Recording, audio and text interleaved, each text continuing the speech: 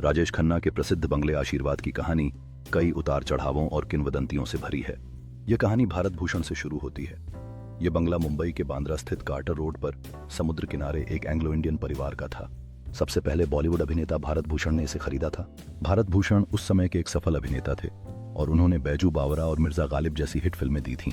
हालांकि इस बंगले में रहने के कुछ सालों बाद उनकी फिल्में फ्लॉप होने लगीं और वे कर्ज में डूब गए। कहा जाता है कि इस बंगले में आने के बाद उनका स्टारडम खत्म हो गया। उन्हें मजबूरन यह बंगला बेचना पड़ा। इसके बाद लोग इस बंगले को शापित या भूत बंगला कहने लगे, क्योंकि जो भी इसमें रहता था उसका करियर खराब हो जाता था। कई सालों तक यह बंगला खाली रहा और जर्जर हो गया। 1960 के दशक में राजेंद्र कुमार, जो उस समय एक उभरते हुए स्टार थे, को इस बंगले के बारे में पता चला। यह बंगला उस समय सस्ती कीमत पर उपलब्ध था, शायद इसके शापित होने की अफवाहों के कारण। जब राजेंद्र कुमार इस बंगले को खरीदने की सोच रहे थे तो उनके पास पूरे पैसे नहीं थे। उन्होंने बी आर चोपड़ा से मदद मांगी और उनसे 2 फिल्मों के लिए 1,75,000 रुपए एडवांस में लेने का वादा किया। बी आर चोपड़ा मान गए और राजेंद्र कुमार को तुरंत 50,000 रुपए एडवांस के तौर पर मिल गए। इसके बाद राजेंद्र कुमार ने इसे लगभग 60,000 से 65,000 रुपए में खरीदा।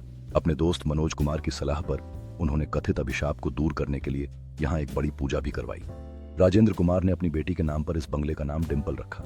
उनके लिए शुरुआत में यह बंगला भाग्यशाली साबित हुआ और उन्होंने यहाँ रहने के बाद सफलता का स्वाद चखा।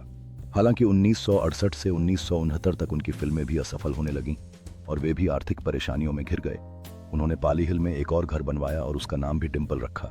राजेंद्र कुमार अपने पुराने बंगले को बेचना चाहते थे। उसी समय राजेश खन्ना, जो उस समय एक महत्वाकांक्षी सितारे थे, को इस बंगले के बारे में पता चला। उन्होंने इसे बिना किसी दूसरी सोच के लगभग 3,50,000 रुपए में खरीद लिया। राजेश खन्ना ने इस बंगले का नाम बदलकर आशीर्वाद रखा। कहा जाता है कि उनके पिता की सोच थी कि उनका बेटा हमेशा आशीर्वाद के साए में रहेगा। राजेश खन्ना के लिए यह बंगला बेहद भाग्यशाली साबित हुआ। जब वे इस घर में रहने आए तब उनका करियर अपने चरम पर था और उन्होंने लगातार 17 सोलो हिट फिल्में दी। वे भारत के पहले सुपरस्टार बने। आशीर्वाद उनके स्टारडम का प्रतीक बन गया और उनके घर के बाहर अक्सर प्रशंसकों की लंबी कतारें लगी रहती थीं। उन्होंने डिंपल कपाड़िया से शादी भी इसी बंगले में की। हालांकि 1975 के बाद राजेश खन्ना के करियर में भी गिरावट आने लगी। उनकी पत्नी डिंपल कपाड़िया उनसे अलग हो गईं और वे इस बंगले में अकेले रहने लगे। राजेश खन्ना ने अपने जीवन के आखिरी क्षण तक इसी घर में निवास किया और 2012 में उनका निधन यहीं हुआ। राजेश खन्ना के निधन के 2 साल बाद उनकी बेटियों ट्विंकल और रिंकी ने 2014 में इस बंगले को बेचने का फैसला किया। इसे ऑल कार्गो लॉजिस्टिक्स के कार्यकारी अध्यक्ष उद्योगपति शशि किरण शेट्टी ने 90 करोड़ रुपए में खरीद लिया। कहा जाता है कि राजेश खन्ना इस घर को एक संग्रहालय में बदलना चाहते थे, लेकिन ऐसा नहीं हो सका। बाद में आशीर्वाद बंगले को एक नई बहुमंजिला इमारत बनाने के लिए ढा दिया गया। नए मालिक ने नई इमारत का नाम भी आशीर्वाद ही रखने का फैसला किया। इस प्रकार आशीर्वाद बंगला बॉलीवुड के इतिहास में एक महत्वपूर्ण स्थान रखता है, जिसने 3 बड़े सितारों भारत भूषण, राजेंद्र कुमार और राजेश खन्ना के जीवन में उतार चढ़ाव देखे।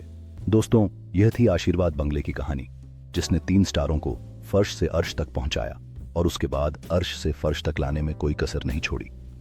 दोस्तों, ये वीडियो आपको कैसा लगा? अगर वीडियो पसंद आए तो प्लीज चैनल को सब्सक्राइब करके बेल आइकन जरूर दबाएं, जिससे मेरे अगले वीडियो की नोटिफिकेशन आप तक पहुंच सके। और देखते रहिए पिक्चर्स ऑफ बॉलीवुड। ऐसी ही कुछ बेहतरीन रोचक कहानियां आपके लिए लेकर आता रहूंगा। इसी के साथ आपसे विदा चाहता हूं। धन्यवाद।